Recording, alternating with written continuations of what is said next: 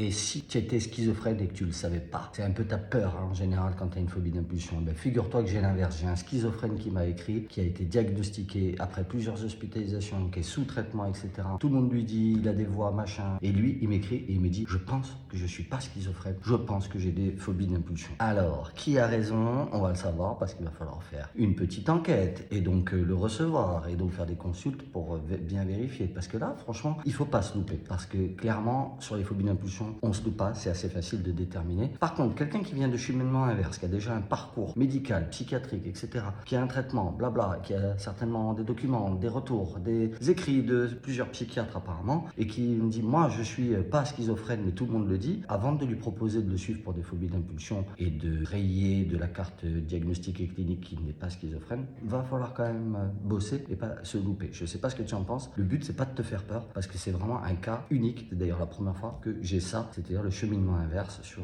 les phobies d'impulsion. Donc, réponse au prochain épisode sur ce monsieur qu'on recevra au plus vite. Je vais faire le maximum parce que franchement, il a pas l'air bien et c'est pas vraiment cool pour lui d'être dans cette situation. En tout cas, cette situation de doute, ça lui fait pas plaisir, on s'en doute. Comme vous, hein, qui êtes en phobie d'impulsion, d'être pas être sûr d'être en schizophrénie, c'est quand même pas le plus confort. Voilà. Allez, bisous, ciao.